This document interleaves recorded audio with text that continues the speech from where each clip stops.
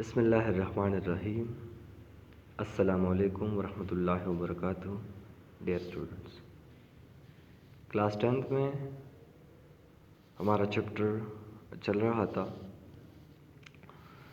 آج انشاءاللہ چیپٹر میں ہمارا ٹاپک ہوگا آرگینک ایولیوشن۔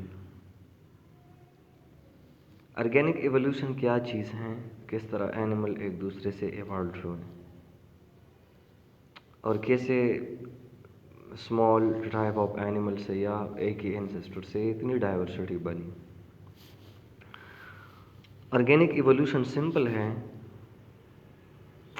ایولیوشن کا تو سمپل مطلب ہوتا ہے گریجول چینج۔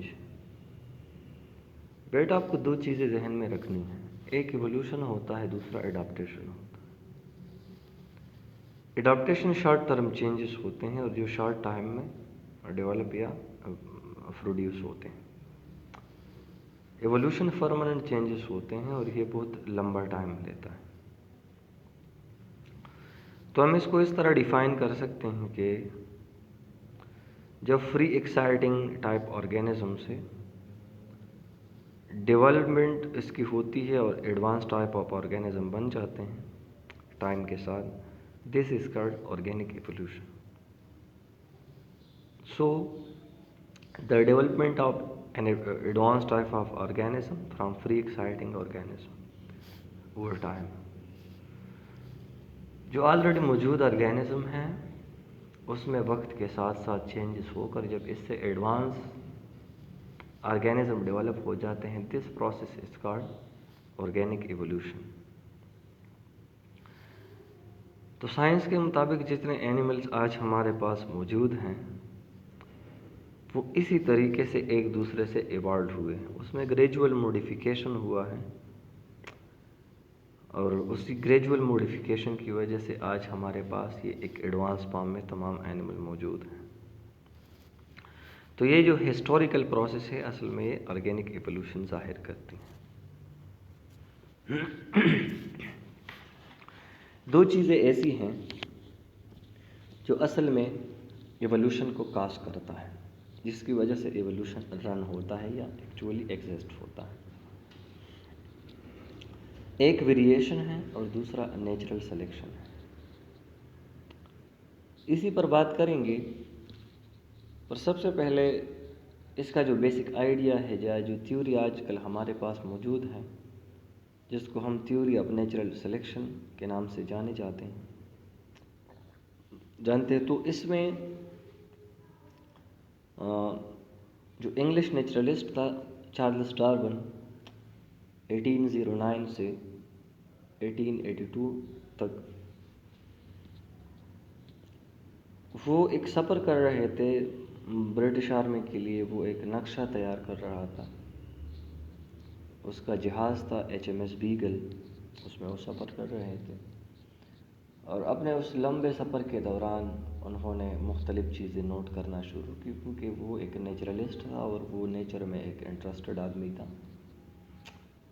تو فائنلی وہ ایک اس لینڈ پر گئے جو گلاپاگوس اس لینڈ کے نام سے جانا جاتا ہے، اور اسی اس لینڈ میں انہوں نے ٹرٹلز کے، اس کے علاوہ اسپیروز کے کچھ مختلف ٹائپس دیکھے جو انہوں نے پہلے مختلف اس کے سفر میں اس نے نہیں دیکھے تھے، اور پریویس ون میں اور جو انہوں نے گلاپاگوس میں آبزرو کیے تھے اس میں کچھ سملیرٹیز تھے۔ ایک پورا اس کا ایک ہسٹری ہے،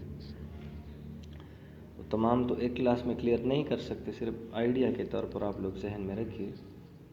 اسی کے بعد اس کا ایک آئیڈیا آیا ایولیوشن کا، اور انہوں نے جتنی ڈیٹا کلیکٹ کی تھی تو جب اپنے وہ سفر سے واپس آئے تو وہاں کی جو سائنٹیفک سوسائٹی تھی اس کے سامنے انہوں نے رکھا، اور یوں اسی طرح ایک آئیڈیا جنریٹ ہوا ایولیوشن کے بارے میں۔ تو پھر یہ اس کا ایک تھیوری بنا، تھیوری آف نیچرل سلیکشن کا۔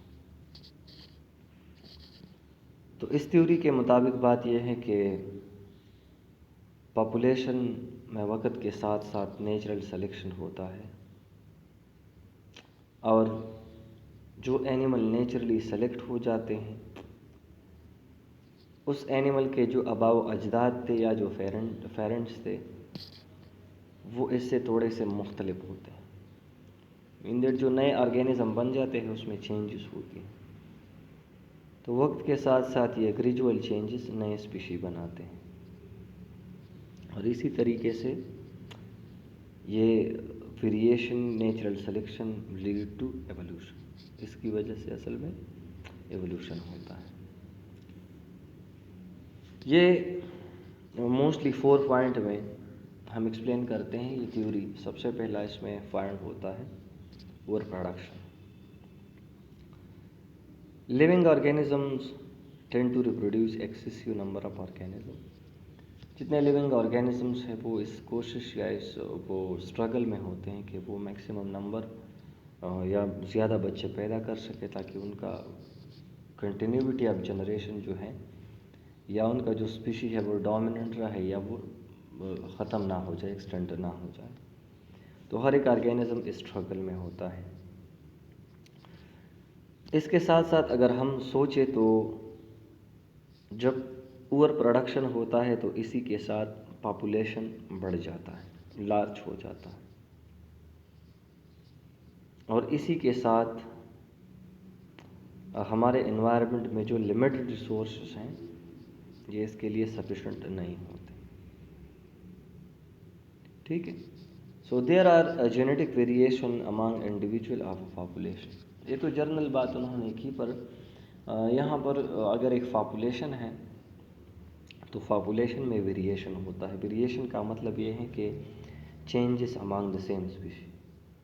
مثال کے طور پر ایک جگہ میں 100 آدمی بیٹھے ہیں, وہ سب کے سب انسان ہیں, اس میں 46 کروموسومز ہیں, ان کے 2 آئیز ہیں, ایک ہیڈ ہے, سب ایک جیسے کیریکٹرز ہوتے ہیں, پھر بھی وہ ایک دوسرے سے 100% میچ نہیں ہیں.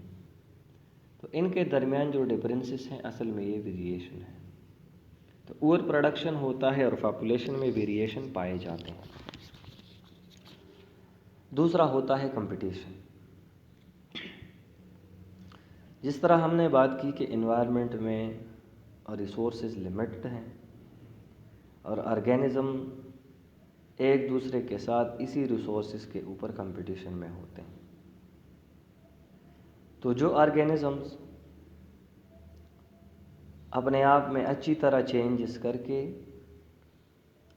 اچھے ویریشنز کر کے ان کی سروائیول ہوتی ہیں, اور جو آرگینزم پورلی اڈاپٹیبلٹی کرتے ہیں یا اڈاپٹ ہو جاتے ہیں وہ اسی انوائرمنٹ سے ختم ہو جاتے ہیں. اور بیسیکلی یہ ایک نیچرل سلیکشن کا پروسیس ہے. مثال میں آپ کو ایک دوں گا کہ اگر ایک علاقہ ہے اس میں اچانک برف باری شروع ہو جاتی ہے بہت زیادہ, اور وہاں پر کچھ بھیڑ ہیں, شیپ ہیں, وہ رہتے ہیں, گوٹ ہیں. کچھ سال بعد وہ جب یہ برف باری شروع ہو جاتی ہے تو یہ اس کے لیے ایک نیا چیلنج ہے, ایک نئے چینجز ہیں. تو جو اس میں یہ بھیڑ ہیں, شیپ ہیں یا گوٹ ہیں, جو بھی چیز ہیں, اس کے باڈی میں انٹرنل ایسے اڈاپٹیشن ہوتے ہیں کہ مثال کے طور پر اس میں پیٹس زیادہ ہو جاتے ہیں یا اس کے باڈی کے اوپر بڑے بڑے ہیئرس آ جاتے ہیں. تو وہ پھر اس ٹھنڈی برف میں یا جو وہ کولڈ انوائرمنٹ ہے اس میں سروائیول کر سکتا ہے. اور جن میں یہ چینجز نہیں ہوتے وہ وہاں سے ختم ہو جائیں گے. تو جس نے اپنے آپ میں اچھی چینجز کی یہ نیچرلی سلیکٹ ہوئے, اور جس نے پراپر یا اچھی چینجز نہیں کی وہ نیچرلی ریجیکٹ ہوئے. Basically this is called natural selection. تیسرا ہوتا ہے ریپروڈکشن. جو اینیمل نیچرلی سلیکٹ ہوئے اب وہ دوبارہ ریپروڈیوس کرے گا, دوبارہ نئے بچے پیدا کریں گے. اب ان آرگینزم میں جو چینجز آئے تھے وہ جینیٹیکلی ٹرانسفرڈ ہوئے ان کے بچوں میں. تو فائنلی اگر یہ کنٹینیوٹی ہوتی ہے مسلسل ٹائم کے ساتھ ساتھ تو فائنلی ہمارے پاس نئے اسپیشی اس پروسیس کی وجہ سے بن جاتے ہیں. Let me give you an example here, جو بک میں ہیں، ایک خاص قسم کے انسیکٹس جو فلور پر اٹیک کرتے ہیں، مطلب آٹے پر اٹیک کرتے ہیں۔ یہاں پر پریویس پیراگراف میں اگر آپ دیکھیں 1950 میں جو فلور بیٹل ہیں جو آٹے کے فلور ملز میں اس میں بہت نقصان کرتا ہے مختلف ممالک میں، 1950 میں اگر آپ تھوڑا سا بھی اماؤنٹ پیسٹیسائڈ مطلب وہ کیمیکل جو پیسٹ کو یا انسیکٹس کو کل کرتے ہیں، اگر آپ وہ پرووائڈ کرتے تو سارے کے سارے جتنے بھی بیٹلز ہوتے تھے فلور کے وہاں پر مر جاتے ہیں۔ وقت کے ساتھ ساتھ یہ پریکٹس رہا لوگوں کا، پر وقت کے ساتھ ساتھ اس میں جو بچ جاتے تھے انہوں نے پیسٹیسائڈ کو ریزسٹنٹ پیدا کرنا شروع کیا۔ اس نے اپنے کروموسومز میں اسی جینز میں وقت کے ساتھ ساتھ چینجز کیے جو اصل میں ان کو پروٹیکٹ کرتی ہیں اگینسٹ دوز پرٹیکولر پیسٹیسائڈ۔ تو 1950 سے اب تک ان فلور بیٹلز میں اتنا چینج ہوا ہے کہ اگر ہم اب ایک بڑے مقدار میں بھی یہ پیسٹیسائڈ پرووائڈ کر لے وہ اسی طریقے سے کام نہیں کر سکتا جس طرح یہ 1950 میں کرتا تھا۔ تو مطلب انوائرمنٹ میں چینج آیا اور اسی چینج کے مطابق فلور بیٹل نے اپنے آپ کو اڈاپٹ کیا۔ تو جس نے اچھی اڈاپٹیبلٹی کی وہ اس کی نیچرل سلیکشن ہوئی، اور پھر جب وہ اپنے بچے پیدا کرتے ہیں تو جینیٹیکلی وہ کریکٹر اسی میں بھی ٹرانسفر ہوتا ہے اور اس پر یہ پیسٹیسائڈ یا کیمیکل آسانی سے اثر نہیں کر سکتے۔ یہ ایک پریکٹیکل ایگزامپل ہے ہمارے پاس۔ ٹھیک ہے، تو انشاءاللہ آج کے لیے اتنا کافی ہوگا۔ آپ کے لیے اسی کلاس میں ہوم اسائنمنٹ کیا ہوگا، آپ لوگوں کے لیے ہوم اسائنمنٹ اس میں یہ ہوگا کہ write and memorize theory of natural selection. آپ لوگوں کو تھیوری آف نیچرل سلیکشن کو رائٹ کرنا ہے، میمورائز۔ اس میں کے 4 پوائنٹ ہیں، ورک پروڈکشن ہے، اس کے علاوہ ریپروڈکشن ہے، کمپٹیشن ہے، اور دی لاسٹ پوائنٹ اسپیسیشن ہے۔ تو آج کے لیے انشاءاللہ کا یہ کافی ہوگا۔ فردر آرٹیفیشل سلیکشن کا جو پروسیس ہے وہ کمنگ کلاس میں ایکسپلین کریں گے۔